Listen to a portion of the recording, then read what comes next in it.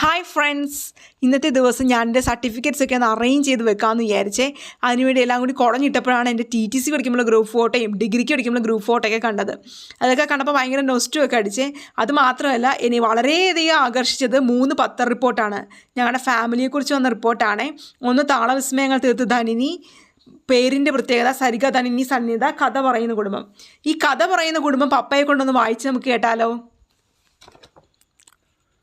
കഥാപ്രസംഗമെന്ന ജനകീയ കലയെ നെഞ്ചോട് ചേർത്ത കുടുംബത്തിൻ്റെ കഥ. സരിക ധനിനി സനിനിത. സ്വരങ്ങൾ പോലെ കലയെ ജീവശ്വാസമാക്കിയ 3 പെൺകുട്ടികൾ. ഇവരുടെ കുടുംബം ഇന്നൊരു കലാസമിതിയാണ്. അമ്മുമ്മ മുതൽ ചെറുമകൾ വരെ താരങ്ങൾ. കഥാപ്രസംഗമെന്ന ജനകീയ കലയെ നെഞ്ചോട് ചേർത്ത കുടുംബത്തിൻ്റെ കഥയാണിത്. 3 പെൺമക്കൾ ചേർന്ന് വീട് കലാസമിതിയാക്കി മാറ്റിയ കഥ.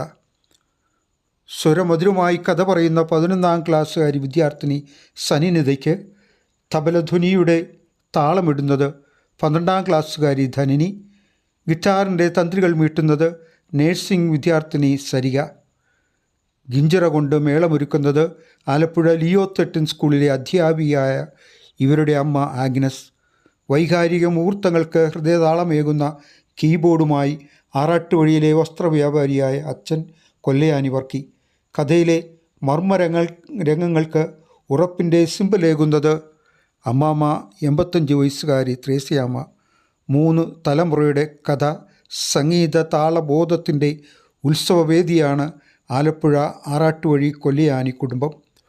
കുടുംബനാഥൻ കൊല്ലയാനി വർക്കി കവിത, ബാലസാഹിത്യം, കഥ, നാടകം എഴുത്തുകാരനാണ്. വർഷങ്ങളായി വിവിധ സ്കൂളുകളിലെ മത്സരങ്ങൾക്കായി വാദ്യോപകരണങ്ങളിൽ ഉൾപ്പെടെ വിദ്യാർത്ഥികൾക്ക് സ്വന്തം വീട്ടിലും സ്കൂളുകളിലും പരിശീലനം നൽകുന്നുമുണ്ട്. കലാജീവനാണ് വർക്കിക്ക്. അതുകൊണ്ട് തന്നെ ആണ് മക്കൾക്ക് സംഗീത സ്വരങ്ങളുടെ പേരിട്ടത്. ടെലിവിഷൻ ചാനലുകളിലും മറ്റ് പൊതുവേദികളിലും ഇവർ കഥ പറഞ്ഞിട്ടുണ്ട്. Thank you. Okay, bye, see you. Okay, thank U.